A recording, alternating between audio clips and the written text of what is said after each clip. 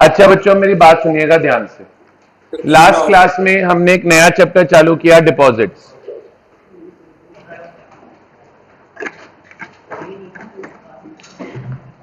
Last class में हमने एक नया चैप्टर चालू किया, डिपॉजिट्स। ठीक है, अब सवाल ये उठा कि भैया डिपॉजिट्स क्या होते हैं। सबसे पहले तो वीडियो ऑफ है क्या? मैं देखता हूं बेटा, एक सेकंड दो ऑन। Yes sir. अभी कर रहा हूं, 1 मिनट दे दो।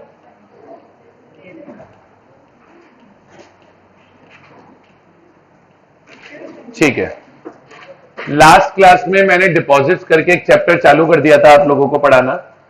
ठीक है, लास्ट क्लास में डिपॉजिट्स करके एक चैप्टर था जो मैंने आप लोगों को पढ़ाना चालू कर दिया था। अब अगर हम इस चैप्टर को समझें, सबसे पहले सवाल ये उठा रहे सर ये बताओ डिपॉजिट होते क्या है। तो सिंपल सी एक चीज समझो बच्चों, जिस तरीके से आज आप बैंक में एफडी करा देते हो, तो आज मैंने ना बैंक में एफडी करा दी, तो आज अगर मैंने बैंक में एफडी करा दी तो बैंक के लिए वो एफडी क्या है? बैंक का लोन है, बैंक की लायबिलिटी है। उसी तरह पब्लिक चाहे तो कंपनी के पास एफडी करा दे, तो जो एफडी कंपनी के पास हुई है वो कंपनी के लिए एक लोन है, कंपनी के लिए एक लायबिलिटी है, और उसी को बोला जा रहा है डिपॉजिट। आप तो सिंपल समझ लो, डिपॉजिट सिर्फ एक लोन है जो कंपनी ने किससे लिया हुआ है? पब्लिक से लिया हुआ है। नॉर्मली कंपनी डिपॉजिट जो लोन होता है वो या तो पब्लिक से लेती है, या तो किससे लेती है? पब्लिक से लेती है, या बच्चों शेयर होल्डर से लेती है। या तो किससे लेती है? पब्लिक से लेती है, या बच्चों शेयर होल्डर से लेती है। तो अगर आप मेरे से पूछोगे कि डिपॉजिट क्या है, तो बोले डिपॉजिट एक टाइप का लोन है जो कंपनी ने लिया हुआ है। फिर लॉ ये बोला कि भाई डिपॉजिट के अंदर बहुत सारे अमाउंट ना इंक्लूड नहीं होंगे। अब डिपॉजिट में बोले क्या अमाउंट नहीं इंक्लूड होंगे? बोले वो ना सेंट्रल गवर्नमेंट डिसाइड करेगी आरबीआई से कंसल्टेशन करके। तो बोले डिपॉजिट के अंदर ना बहुत सारे अमाउंट आएंगे नहीं, तो डिपॉजिट में कौन से अमाउंट नहीं आएंगे ना? बोले वो ना कौन डिसाइड करेगा? सेंट्रल गवर्नमेंट डिसाइड करेगी, बोले आरबीआई से पूछ के। तो इन्होंने बहुत सारे अमाउंट बताने चालू किए। बोले गवर्नमेंट से कोई पैसा लिया है, डिपॉजिट नहीं है। इंडिया के बाहर से पैसा आया है, डिपॉजिट नहीं है। बैंक से लोन लिया है, डिपॉजिट नहीं है। पब्लिक फाइनेंशियल इंस्टीट्यूशन से लोन लिया है, बोले डिपॉजिट नहीं है। कमर्शियल पेपर के थ्रू पैसा लिया है, बोले डिपॉजिट नहीं है। एक कंपनी ने दूसरी कंपनी से पैसा लिया है, बोले डिपॉजिट नहीं है। एप्लीकेशन मनी अगर आया तो लॉ बोला एप्लीकेशन मनी आने के ना 60 डेज में आप शेयर अलॉट कर देना। अगर एप्लीकेशन मनी आने के 60 डेज में शेयर अलॉट कर दिया तो ठीक है। बोले एप्लीकेशन मनी आया, 60 डेज में शेयर अलॉट नहीं किया, बोले कोई बात नहीं, 15 दिन में उस पैसे को रिफंड कर देना। अब बोला आपने एप्लीकेशन, आपने शेयर भी इशू कर दिए और आपने पैसा रिफंड भी नहीं किया, मतलब आपने शेयर भी नहीं इशू किए और आपने पैसा भी 15 दिन में रिफंड नहीं किया, तो 15 दिन के बाद फिर जो एप्लीकेशन मनी होगा उसे डिपॉजिट माना जाएगा। ये हमने लास्ट पॉइंट कल की क्लास तक पढ़ा था। ठीक है साहब, अब देखो एक नेक्स्ट पॉइंट क्या था। लॉ बोला अगर कंपनी ने अपने डायरेक्टर से लोन लिया है, किससे? अपने डायरेक्टर से लोन लिया है, तो वो डिपॉजिट नहीं है। किससे लोन लिया है? अपने डायरेक्टर से। अगर अपने डायरेक्टर से लोन लिया है तो वो क्या नहीं है? डिपॉजिट नहीं है। ठीक है, कंपनी ने अपने डायरेक्टर से, कंपनी ने अपने डायरेक्टर से, कंपनी मतलब कौन सी कंपनी? लॉ बोला पब्लिक कंपनी हो तो भी चलेगा, प्राइवेट कंपनी हो तो भी चलेगा। लॉ बोला उससे मैं नहीं मतलब। लॉ बोला अगर कंपनी ने अपने डायरेक्टर से कोई पैसा लिया है ना, तो बोला हम उसे डिपॉजिट नहीं मानेंगे। किससे लिया है? डायरेक्टर से अगर लोन लिया है तो उसे डिपॉजिट नहीं मानेंगे। निकालो कॉपी, निकालो कॉपी, निकालो कॉपी के अंदर हेडिंग बनाओ amount receive from a director. Copy के अंदर हेडिंग बनाओ amount receive from a director, amount receive from a director, amount receive from a director, amount receive from a director, amount receive from a director. Underline करो amount receive from a director को, amount receive from a director कर लिया underline. अब sir सुनना मेरी बात, अगर company ने कोई भी लोन अपने डायरेक्टर से लिया है, चाहे पब्लिक कंपनी हो चाहे प्राइवेट कंपनी हो, तो उसे डिपॉजिट माना नहीं जाएगा। तो लगाओ first employ, any amount receive by a public company और private company, any amount receive by a public company और private company, any amount receive by a public company or a private company. From its directors will not be treated as a deposit. Will not be treated as a deposit. बोले उसे deposit नहीं मानेंगे. Will not be treated as a deposit. उसे क्या नहीं मानेंगे? Deposit नहीं मानेंगे. Will not be treated as a deposit. लेकिन एक कंडीशन है, उसे डिपॉजिट कब नहीं मानेंगे? डायरेक्टर को ये डिक्लेरेशन देना पड़ेगा कि ये जो पैसा मैं कंपनी को दे रहा हूं, वही पॉइंट ये है कि मान लो राम एक बंदा है, वो कंपनी का डायरेक्टर है. राम एक बंदा है, वो कंपनी का क्या है? डायरेक्टर है. कौन सी कंपनी का डायरेक्टर है? लेटर से एबीसी लिमिटेड का. अब राम कंपनी को लोन दे रहा है, तो जो लोन राम ने कंपनी को दिया है, लॉ बोला इस लोन को डिपॉजिट नहीं मानेंगे. लेकिन कंडीशन ये है कि जो डायरेक्टर है वो कंपनी को एक डिक्लेरेशन देगा. कंपनी को क्या देगा? एक डिक्लेरेशन देगा कि मैं ये जो पैसा दे रहा हूं किसी और से लोन लाके नहीं दे रहा. नहीं हो सकता पहले तो डायरेक्टर ने खुद किसी से लोन लिया हो और फिर वो पैसा कंपनी को लोन पे दिया हो. तो डायरेक्टर को डिक्लेरेशन देना है कि देखो यार, मान लो डायरेक्टर ने कंपनी को लोन दिया 2 लाख का, तो डायरेक्टर को डिक्लेरेशन देना है कि देखो यार, ये जो 2 लाख का लोन मैं कंपनी को दे रहा हूं ना, बोले ये मैं अपने ओन फंड से दे रहा हूं. डायरेक्टर को डिक्लेरेशन क्या देना है कि बोले जो 2 लाख का लोन मैं कंपनी को दे रहा हूं ना, बोले ये मैं अपने पैसे से दे रहा हूं. बोले ये मैं किसी से मांग के नहीं लाया. बोले मैं जो डायरेक्टर को क्या दे रहा हूं, कंपनी को ये जो लोन दे रहा हूं वो अपने पैसे से दे रहा हूं, ओन फंड से दे रहा हूं, ये मैं किसी और से बोरो करके नहीं लाया. अगर डायरेक्टर इस तरह का डिक्लेरेशन कंपनी को देता है कि ये पैसा मैं अपने ओन फंड से आपको दे रहा हूं, मैं किसी से मांग के नहीं लाया, तब लॉ बोला कि अगर डायरेक्टर ने कंपनी को कोई लोन दिया तो हम उसे डिपॉजिट नहीं मानेंगे. बोलिए आया. और ये रूल प्राइवेट कंपनी पे भी और पब्लिक कंपनी पे भी. आगे अच्छा लॉ बोला, ये तो बात होगी डायरेक्टर की. अब लॉ बोला मान लो कंपनी को डायरेक्टर से लोन नहीं मिल रहा, डायरेक्टर के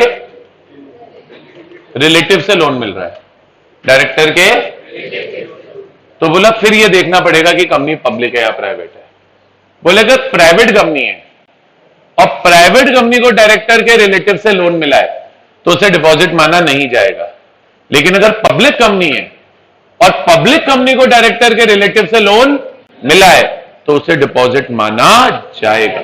मतलब देखो, पहला जो पॉइंट हमने लगाया, जो पहला इंप्लाइड लगाया, वो पॉइंट तो पब्लिक और प्राइवेट कंपनी दोनों के लिए, कि मतलब हम रिलेटिव से नहीं ले रहे, अगर खुद डायरेक्टर से ले रहे हैं तो चाहे पब्लिक कंपनी ले चाहे प्राइवेट कंपनी ले, लॉ बोला डिपॉजिट नहीं है. लॉ बोला डिपॉजिट नहीं है. लेकिन लॉ बोला कि अगर पैसा जो ले रहा है, अगर पैसा जो ले रहा है, कंपनी ले रही है, जो कंपनी ले रही है वो एक प्राइवेट कंपनी है और वो डायरेक्टर के रिलेटिव से ले रही है तो डिपॉजिट नहीं मानेंगे. लेकिन अगर पब्लिक कंपनी और पब्लिक कंपनी डायरेक्टर के रिलेटिव से ले रही है तो उसे डिपॉजिट माना जाएगा. और प्राइवेट कंपनी में भी यही रूल है कि अगर प्राइवेट कंपनी क्या कर रही है, रिलेटिव से ले रही है, किसके रिलेटिव से? डायरेक्टर के रिलेटिव से, तो रिलेटिव को भी ये डिक्लेरेशन देना पड़ेगा कि मैं ये जो पैसा दे रहा हूं आउट ऑफ ओन फंड दे रहा हूं, ये मैं किसी से बोरो करके नहीं आया. बोलो आया. तो नेक्स्ट हम लाइन लगाएंगे. Any amount receive by a private company, any amount receive by a private company, any amount receive by a private company, any amount receive by a private company, any amount received by a private company from the relative of a director, from the relative of a director, from the relative of a director will not be treated as deposit. From the relative of a director will not be treated as deposit. एक line जोड़ के next line लगाएंगे. However, in both the above cases, however, in both the above cases, जो भी ऊपर दोनों cases गए, however, in both the other cases, director or relative of director, director or relative of director, director or relative of director must furnish a declaration to the company, must furnish a declaration to the company, must furnish a declaration to the company must furnish a declaration to the company that amount is not being given, that amount is not being given, that the amount is not being given, is not being given out of borrowings, out of borrowings, out of borrowings or loans, out of borrowings or loans। देखो क्या लिखा, मैंने लिखाया ऊपर वाले दोनों ही case में director या चाहे रिलेटिव को ये डिक्लेरेशन देना पड़ेगा कि मैं जो अमाउंट दे रहा हूं वो किसी बोरोइंग या लोन से नहीं दे रहा। मतलब ऐसा नहीं कि मैं किसी और से बोरो करके आया हूं फिर आपको दे रहा हूं, मेरा ये खुद का पैसा है। और एक कंडीशन और है, आप जो भी अमाउंट डायरेक्टर या उसके रिलेटिव से लोगे, कंपनी में एक बीओडी रिपोर्ट बनती है, सेक्शन 134 में पढ़ाऊंगा, उसके अंदर आपको उसका अमाउंट डिस्क्लोज करना पड़ता है। तो एक नेक्स्ट एम्प्लॉय लगाएंगे और लिखेंगे, एक नेक्स्ट एम्प्लॉय लगाएंगे और लिखेंगे amount so received, amount so received by the company, amount so received by the company, amounts so received by the company must be disclosed, amounts so received by the company must be disclosed, must be disclosed in BOD's report, must be disclosed in BOD's report prepared under section 134, must be disclosed in BOD's report prepared under section 134। और एक note बना लो, where a public company, where a public company receives any amount, where a public company receives any amount from the relative of director, where a public company receives any amount from the relative of director, where a public company receives any amount from the relative of director, then such amount will be treated as deposits. Then such amount will be treated as deposits. Then such amount will be treated as deposit. Then such amount will be treated as deposit. Private company director के relative से लेगी तो deposit नहीं मानेंगे, लेकिन अगर public company director के relative से लेगी तो उसे डिपॉजिट माना जाएगा। और खुद डायरेक्टर से लेगी तो चाहे पब्लिक कंपनी लेगी चाहे प्राइवेट कंपनी लेगी उसे डिपॉजिट माना नहीं जाएगा। आ गया, चलिए नेक्स्ट पॉइंट आता है amount raised bye issue of secured debentures. Sir देखो, कंपनी पब्लिक को डिबेंचर इश्यू करती है और डिबेंचर इश्यू करके पैसा लेती है, तो वो भी तो एक तरह का लोन ही है भाई। आज आप जब पब्लिक को डिबेंचर इश्यू करते हो और पब्लिक से डिबेंचर इश्यू करके पैसा लेते हो, मैं फिर बोल रहा हूं, जब आप पब्लिक को क्या इश्यू करते हो, डिबेंचर इश्यू करते हो, और पब्लिक को डिबेंचर इश्यू करके पब्लिक से पैसा लेते हो, तो पब्लिक को जो आपने डिबेंचर इश्यू किया और डिबेंचर इश्यू करके आपने पब्लिक से क्या लिया, पैसा लिया, तो देखा जाए तो वो भी एक तरीके से क्या है, डिपॉजिट ही तो है। मानते हो कि नहीं मानते हो? मानते हो ना? मतलब देखा जाए तो लोन ही है, लोन है मतलब डिपॉजिट है। तो लॉ ने बोला, मना कर दिया, लॉ बोला अगर डिबेंचर सिक्योर्ड है, डिबेंचर अगर फिर अगर कंपनी ने डिबेंचर को इश्यू करके कोई पैसा लिया है तो हम उसे डिपॉजिट नहीं मानेंगे। अगर डिबेंचर क्या है, सिक्योर्ड है, तो फिर अगर कंपनी ने डिबेंचर इश्यू करके कोई पैसा लिया है तो हम उसे डिपॉजिट नहीं मानेंगे, लेकिन 3 कंडीशंस पूरी होनी चाहिए। सबसे पहला, डिबेंचर्स का कंपनी के असेट्स के ऊपर, डिबेंचर्स का कंपनी के असेट्स के ऊपर फर्स्ट चार्ज होना चाहिए। फर्स्ट चार्ज होने का मतलब होता है फर्स्ट राइट होना। मतलब कल को अगर कंपनी डिबेंचर्स का रिपेमेंट करने में फेल हो गई तो कल जब कंपनी के असेट बिकेंगे तो सबसे पहले डिबेंचर होल्डर्स का पेमेंट होगा, फिर किसी और का पेमेंट होगा। या कल को कंपनी लिक्विडेशन में चली गई तो अगेन असेट्स को बिकने पे जो पैसा आएगा उससे सबसे पहले डिबेंचर होल्डर को पे होगा, फिर किसी और को होगा। तो लॉ बोला अगर सिक्योर्ड डिबेंचर को इश्यू करके कोई पैसा आया है तो उसे डिपॉजिट माना नहीं जाएगा। पहली कंडीशन है the debentures are secured by first charge, उनका फर्स्ट चार्ज होना चाहिए, फर्स्ट राइट होना चाहिए।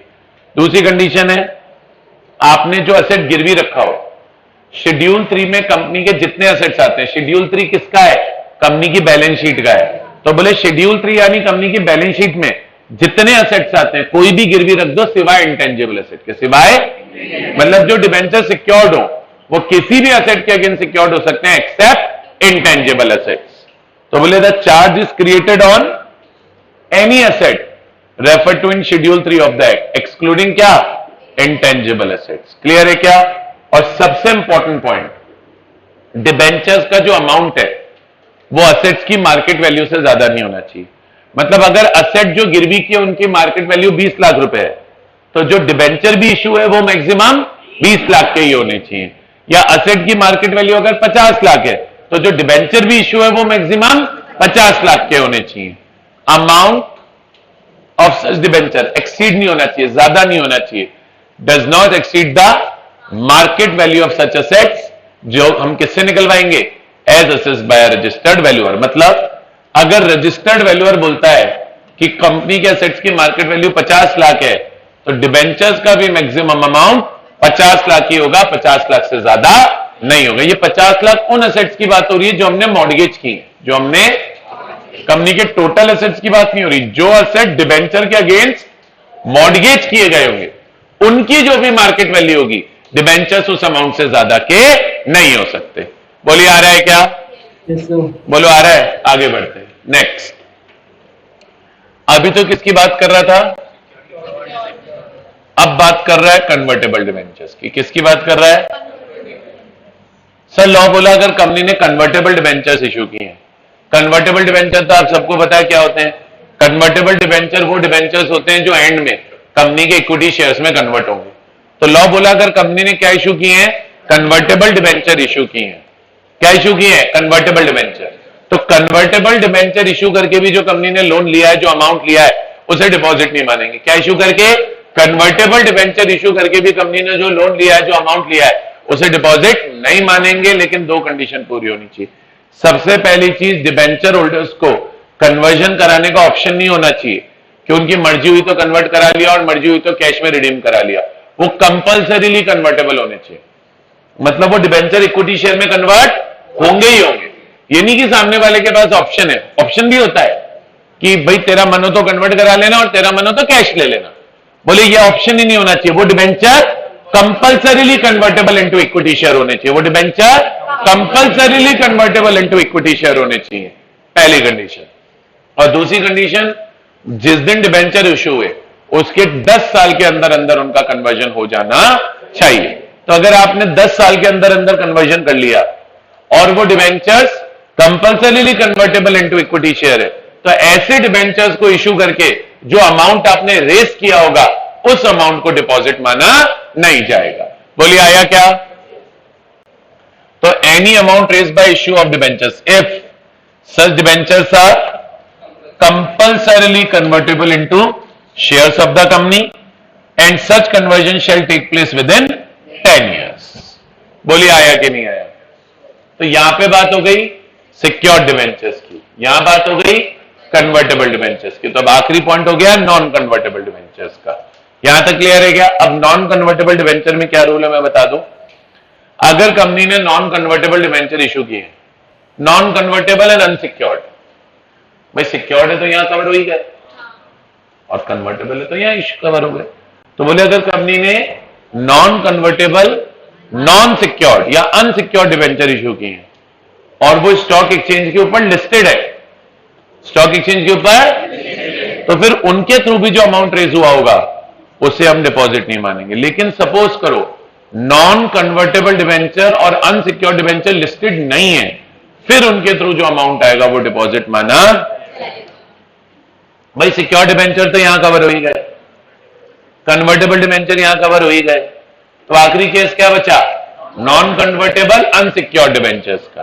तो उन्होंने बोला अगर नॉन कन्वर्टेबल अनसिक्योर्ड डिबेंचर्स है तो ये देख लो कि वो लिस्टेड है या अनलिस्टेड है। लिस्टेड है तो उनके थ्रू जो पैसा आया वो डिपॉजिट नहीं मानेंगे, और अगर अनलिस्टेड है फिर उनके थ्रू जो पैसा आया तो उसे डिपॉजिट माना जाएगा। आ रहा है क्या समझ में? तो देखो क्या लिखा है,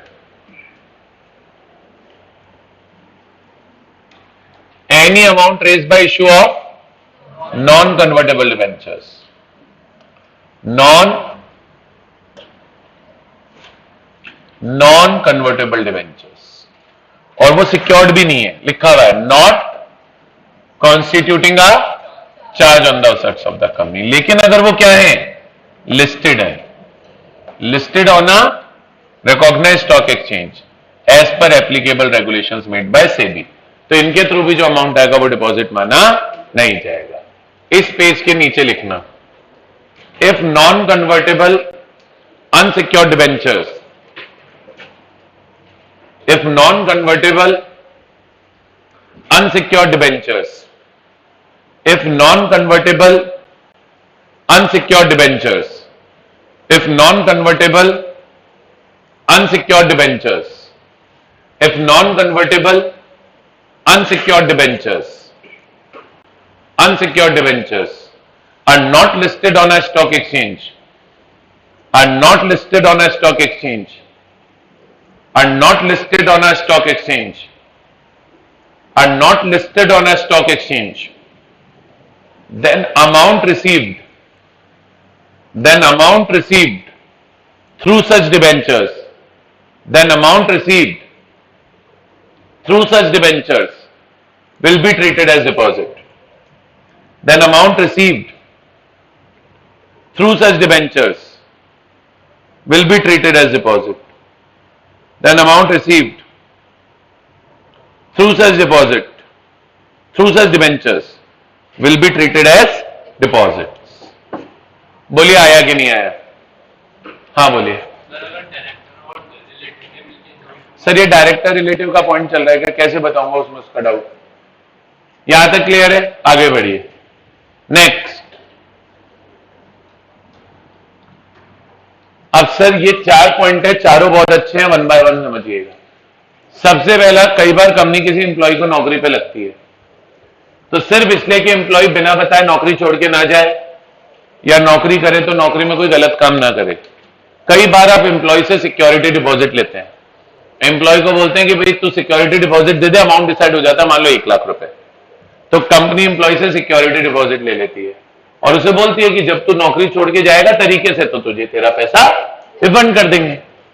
तब आपने एम्प्लॉय से सिक्योरिटी डिपॉजिट लिया है, तो देखा जाए तो वो सिक्योरिटी डिपॉजिट कंपनी के लिए तो कंपनी की लायबिलिटी है ना, कंपनी का कोई एसेट तो है नहीं। अब एंट्री क्या करोगे, बैंक अकाउंट डेबिट 1 लाख रुपए टू सिक्योरिटी डिपॉजिट 1 लाख रुपए, तो सिक्योरिटी डिपॉजिट आपकी लायबिलिटी है, लायबिलिटी साइड में आएगी।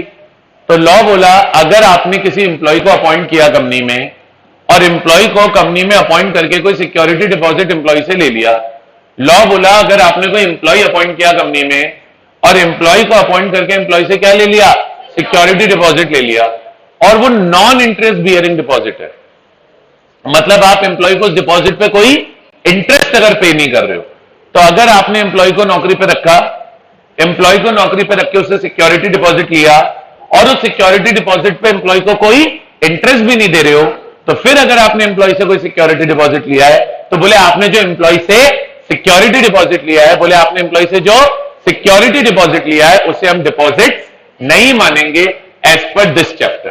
ठीक है, तो नेक्स्ट पॉइंट क्या है, security deposit from an employ, any non interest bearing, interest नहीं दे रही कंपनी उस पर, any non interest bearing security deposit receive from the employ of the company.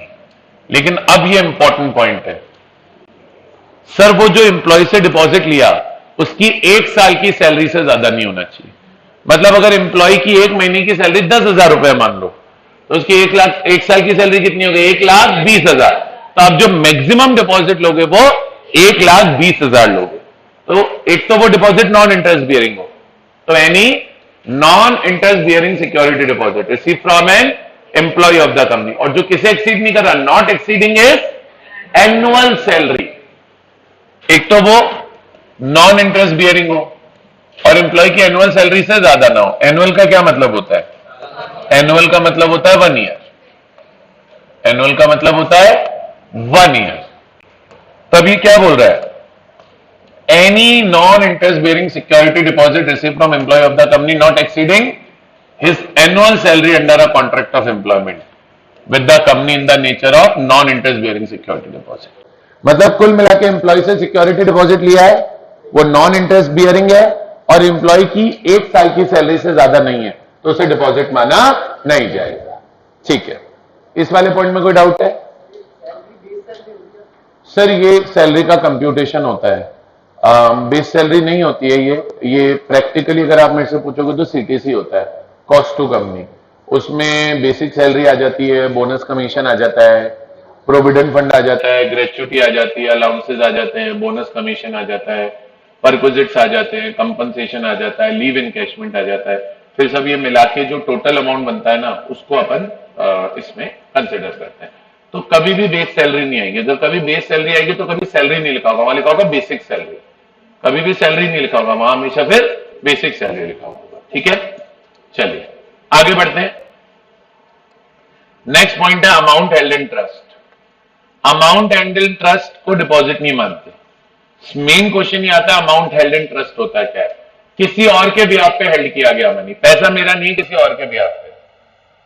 मैं कंपनी हूं, कंपनी के डायरेक्टर के घर में 10 लाख रुपए पड़े थे।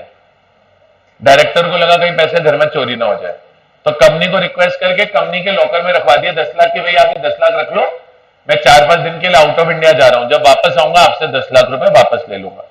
तो जो 10 लाख रुपए कंपनी के नहीं है, बल्कि कंपनी अपने डायरेक्टर के बिहाफ पे रखी हुई है, उसे बोलते हैं अमाउंट हेल्ड इन ट्रस्ट। इन्होंने बोला जो अमाउंट हेल्ड इन ट्रस्ट है उसे डिपॉजिट माना नहीं जाएगा। Amount held in trust means amount held on behalf of any other person. तो अगर आपने एनी अदर पर्सन के बिहाफ पे कोई अमाउंट हेल्ड किया हुआ है तो लॉ बोला उस अमाउंट को डिपॉजिट माना नहीं जाएगा। लेकिन अगेन कंडीशन ये वो अमाउंट नॉन इंटरेस्ट बियरिंग होना चाहिए। कंपनी उस अमाउंट पे सामने वाले को कोई इंटरेस्ट पे नहीं करेगी। ब्रैकेट में लिख लो यहां, amount held in trust means, amount held in trust means,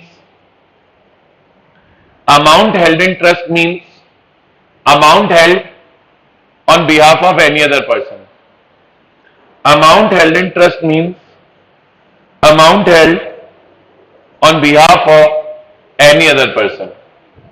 Amount held in trust means amount held on behalf of any other person. On behalf of any other person. इसमें highlight कर लेंगे, highlight क्या ही करेंगे, इतना सा तो ही, any non interest bearing amount received and held in trust. अब ये अच्छे पॉइंट आने वाले हैं। ये वाला पॉइंट भी अच्छा है, ये वाला पॉइंट भी अच्छा है, सबसे पेपर में क्वेश्चन आता है। Amount received in the course of business. Sir इन्होंने बोला अगर कोई आपको amount as part of your day to day business मिला है तो वो डिपॉजिट नहीं है। देखो समझना ये पॉइंट क्या है। इन्होंने बोला अगर कोई अमाउंट आपको as part of your day to day business मिला है, तो बोले जो भी अमाउंट आपको as part of your day to day business मिला है, बोले उस अमाउंट को डिपॉजिट नहीं मानेंगे। क्या मतलब है कि जो amount as part of day to day business मिला है उसे डिपॉजिट नहीं मानेंगे? इसका क्या मतलब है?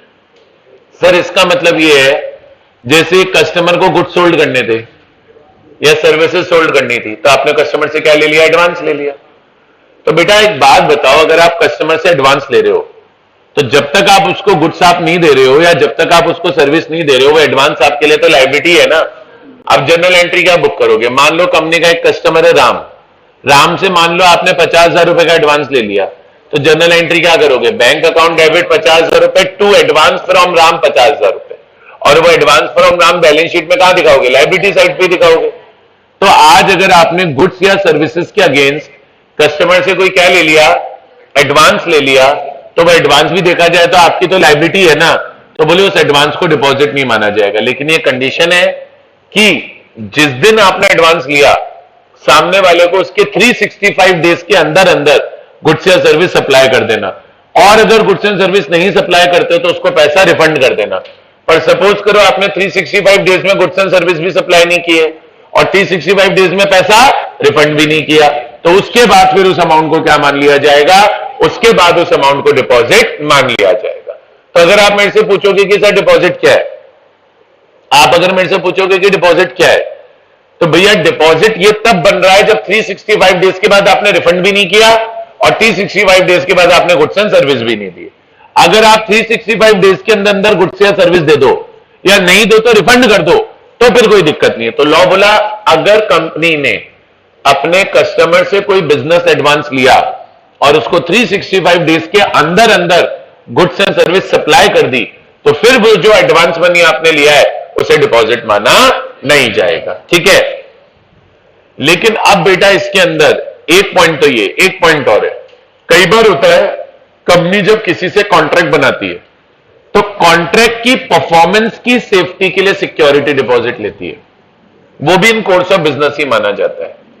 कई बार कंपनी किसी से कॉन्ट्रैक्ट बनाती है और कॉन्ट्रैक्ट की परफॉर्मेंस की सिक्योरिटी के लिए, सेफ्टी के लिए उससे सिक्योरिटी डिपॉजिट लेती है। एग्जांपल देता हूं, मेरी कंपनी का कंस्ट्रक्शन बिजनेस है।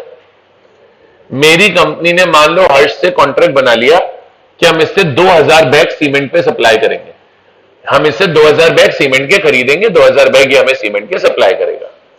और मैंने इससे कहा तू मेरे को 1 लाख रुपए का सिक्योरिटी डिपॉजिट दे दे, तो अगर तूने कल को 2000 बैग सीमेंट सप्लाई टाइम पे नहीं किया तो ये जो तू 2 लाख रुपए का मेरे को सिक्योरिटी डिपॉजिट दे रहा है ये मैं फोरफीट कर लूंगा। तो मैंने अपने एम्प्लॉय से क्या ले लिया बेटा, सिक्योरिटी डिपॉजिट ले लिया। मैंने अपने एम्प्लॉय से बेटा क्या ले लिया, सिक्योरिटी डिपॉजिट ले लिया। एम्प्लॉय से तो क्या मतलब एक बिजनेस पार्टनर से अंडर अ कॉन्ट्रैक्ट मैंने क्या ले लिया, सिक्योरिटी डिपॉजिट ले लिया कि भाई मेरा अपना एक बिजनेस पार्टनर है हर्ष, उससे मेरा कॉन्ट्रैक्ट हो गया कि मेरे को 2000 बैग सीमेंट के देगा और मैंने इससे 2 लाख रुपए डिपॉजिट ले लिया कि कल को अगर इसने सीमेंट के बैग नहीं दिए तो मैं 2 लाख रुपए फोरफीट कर लूंगा। तो लॉ बोला अंडर अ कॉन्ट्रैक्ट अगर आपने कोई सिक्योरिटी डिपॉजिट लिया है तो अगेन उस सिक्योरिटी डिपॉजिट को भी डिपॉजिट माना नहीं जाएगा। है तो वो आपकी liability, at the end of the day वो आपको रिफंड करना पड़ेगा। जब कॉन्ट्रैक्ट पूरा हो जाएगा तो पैसा आपको वापस करना पड़ेगा, लेकिन उसको डिपॉजिट माना नहीं जाएगा। तो देखो क्या लिखा है, पहले पढ़ो, any amount received in the ordinary course of business of the company as an advance for the supply of goods और provision of services provided such advances appropriated, यानी एडजस्ट हो जाए एडवांस किसके against, such advances appropriated against, adjusted against supply of goods और provision of service. कितने दिन में, advance लेने के 365 डेज में, within 365 days from date of acceptance of advance. और बी पॉइंट क्या है, any amount received in the ordinary course of the business of the company as security deposit for the performance of a contract, चाहे वो contract for supply of goods का हो चाहे supply of services का हो। बोलो आया। तो इन्होंने क्या बोला, इन्होंने बोला बेटा अगर कोई advance ordinary course of business में मिला है सप्लाई ऑफ गुड्स या सर्विसेज करने के लिए और हम विद इन 365 डेज गुड्स या सर्विस सप्लाई कर दें तो वो डिपॉजिट नहीं है, या कोई भी security deposit for the performance of contract मिला है तो उसको भी हम डिपॉजिट नहीं मानेंगे। क्या चीज, अर्नेस्ट मनी, मतलब सिक्योरिटी डिपॉजिट, अर्नेस्ट मनी, ये सब एक ही चीजें होती हैं।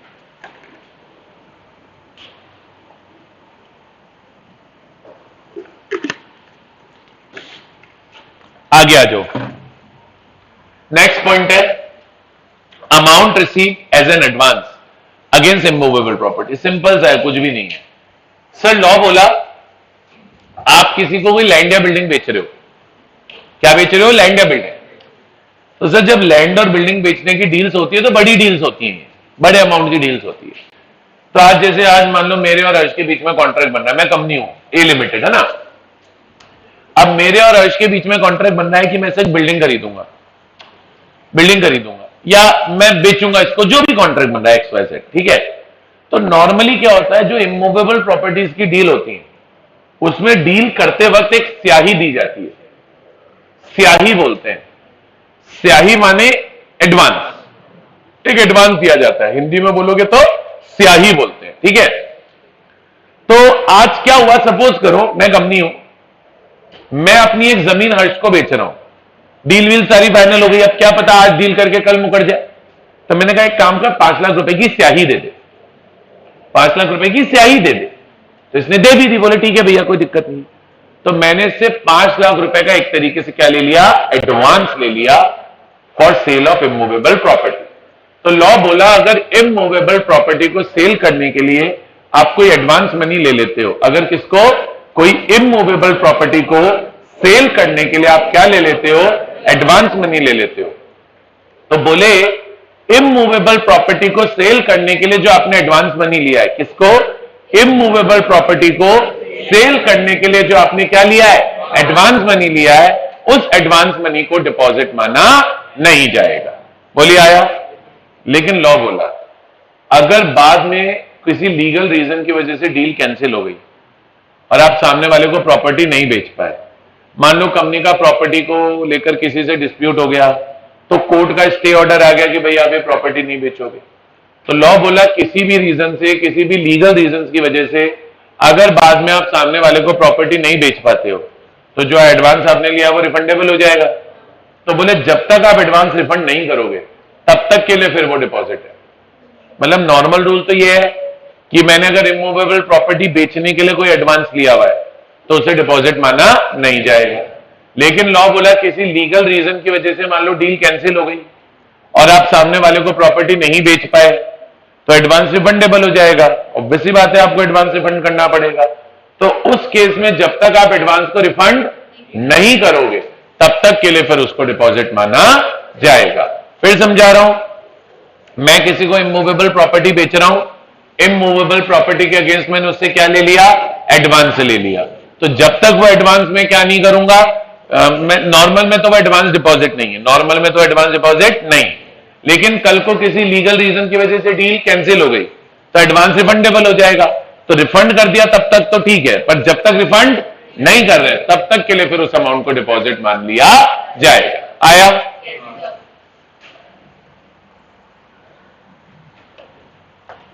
Any amount received as an advance for sale of immovable property, provided वो बाद में एडजस्ट हो जाएगा सेल प्राइस के साथ, again provided that such advances adjusted against such property in accordance with the terms of agreement. लेकिन अब main point यहां से चालू हो रहा है, however if the amount received as advance becomes क्या, refundable.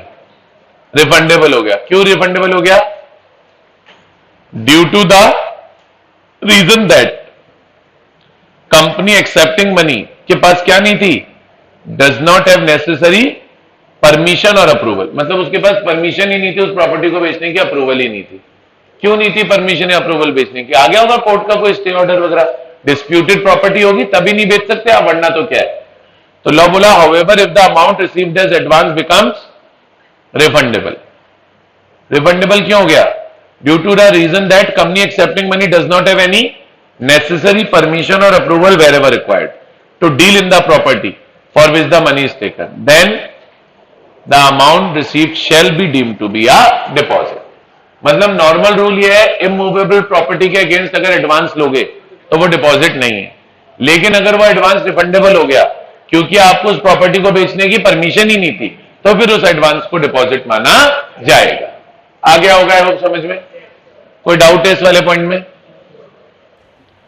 Next, amount received as advance, amount received as advance in certain cases. अब इसमें तीन अलग अलग पॉइंट है और ये वाला पॉइंट इन तीनों के लिए कॉमन है, ठीक है। अब सर लॉ पहली चीज ये बोला कि आप, या चलो मैं पहले एक एग्जांपल देता हूं। सर आजकल क्या है, एक बहुत बढ़िया फेमस सा कॉन्सेप्ट चल रहा है, बड़ा पॉपुलर सा कॉन्सेप्ट है, आई होप आपने सुना होगा, नहीं सुना है तो मैं बता दूंगा क्या कॉन्सेप्ट है। जैसे हम लोग यहाँ पे कस्टमर आता है कार की सर्विसिंग कराना, तो नॉर्मली क्या होता है कि भाई कस्टमर साल में 2 या 3 सर्विस तो गाड़ी की कराता ही है, या एसी भी है। आज हमारे यहाँ एसी लगे हुए हैं, बहुत सारे एसी लगे हुए हैं, तो साल में 2 बार 3 बार इनकी सर्विस करानी पड़ती है।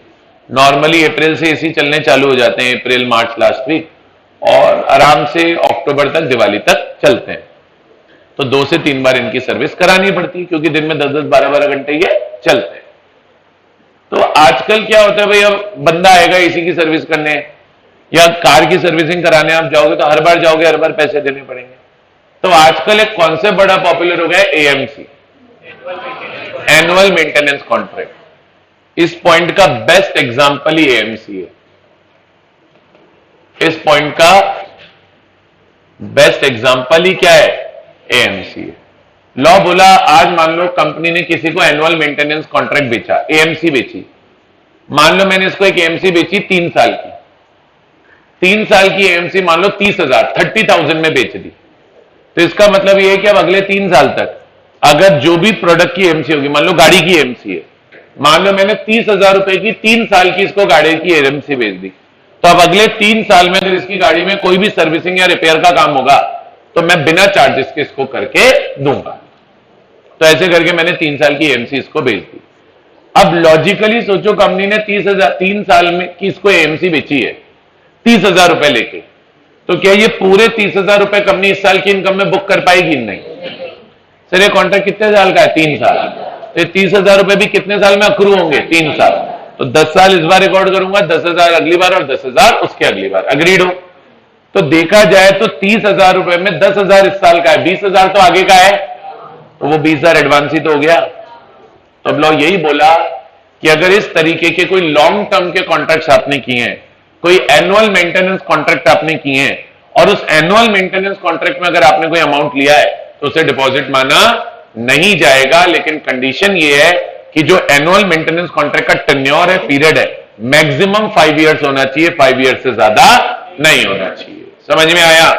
बहुत अच्छा कॉन्सेप्ट है, आप समझो। मैंने किसी को एएमसी बेची 3 साल की और उससे 30,000 रुपए लिए, तो वो 30,000 रुपए पूरे इस साल की इनकम नहीं है। इस साल की इनकम प्रोपोर्शनेटली सिर्फ 10,000 ही है। 20,000 रुपए फ्यूचर ईयर्स की इनकम है, 20,000 रुपए आने वाले सालों की इनकम है।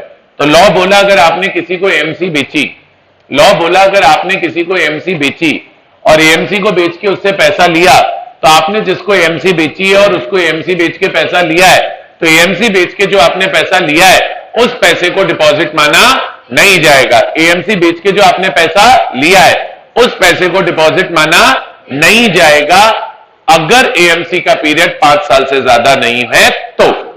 बोलो आया? तो क्या बोल रहा है? Any amount received as an advance towards consideration for providing क्या? फ्यूचर सर्विस का बेस्ट एग्जांपल ही एएमसी है।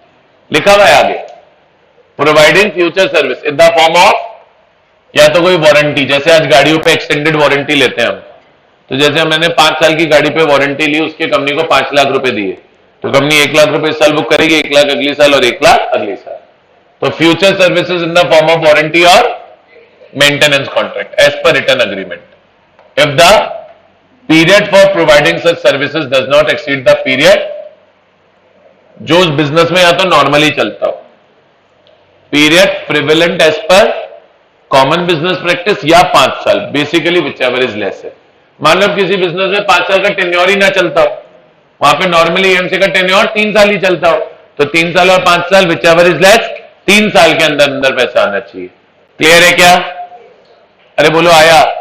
तो लॉ बोला अगर आपने कोई अमाउंट रिसीव किया है as an advance future services के लिए, और उस फ्यूचर सर्विसेज का पीरियड कितना हो, जो उस बिजनेस में चल रहा है, या 5 साल विच एवर इज लेस, तो फिर ये जो अमाउंट आपको मिला गया उसको हम डिपॉजिट नहीं माने। बोलिए आया क्या? अरे क्लियर है? बी पॉइंट जनरल है, अलग अलग सेक्टर्स के अलग अलग रेगुलेटर्स होते हैं, सेक्टोरल रेगुलेटर बोलते हैं। जैसे बैंकिंग इंडस्ट्री का सेक्टोरल रेगुलेटर है आरबीआई, इंश्योरेंस कंपनीज का सेक्टोरल रेगुलेटर है आईआरडीए, टेलीकॉम कंपनीज का सेक्टोरल रेगुलेटर है ट्राई।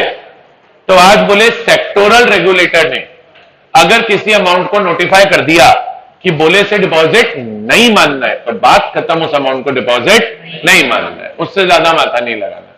बोले आज अगर कोई sectoral regulator central government state government से पूछकर, किससे पूछकर?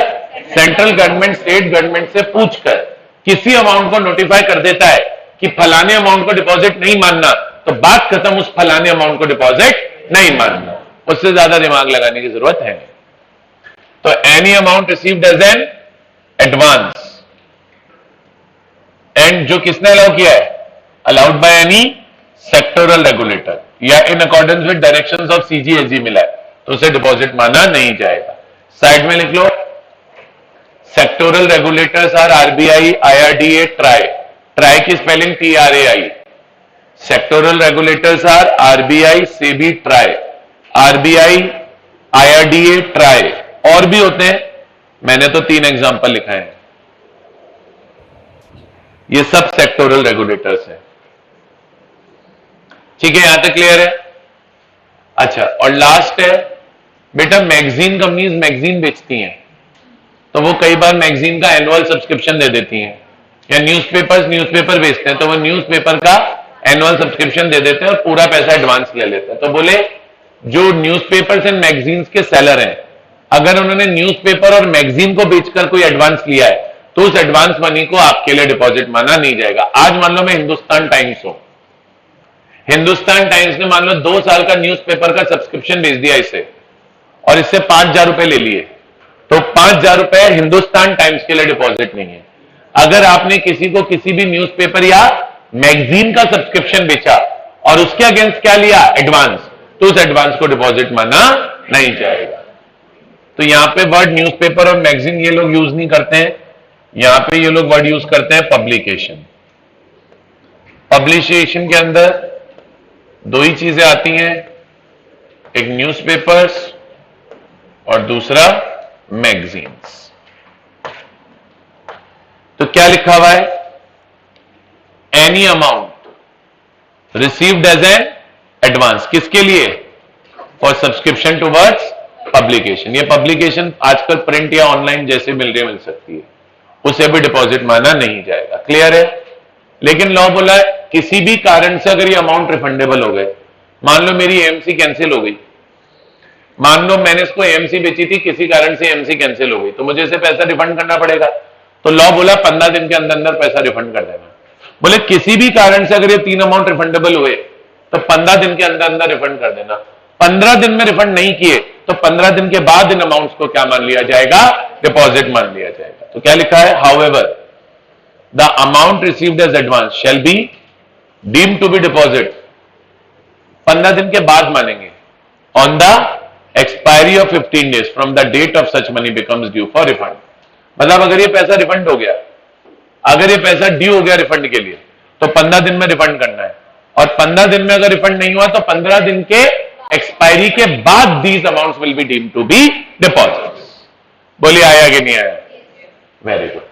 अब बेटा इसमें एक तो ये 17 पॉइंट है गया, 18 पॉइंट है गया, 19 है गया, 20 और 21 और 22, 5 पॉइंट से बेसिकली रह गए। नेक्स्ट क्लास में यानी कल ही जब आएंगे तो पहले तो ये 5 पॉइंट डिस्कस करेंगे और उसके बाद मैं आपको सेक्शन 73 पढ़ाऊंगा। अच्छा, अब मैंने कल आप लोगों को होमवर्क दिया था, होमवर्क के अगर किसी क्वेश्चन में डाउट है तो पूछ लो। एक बार 14 पॉइंट बता दोगे क्या? कौन सा?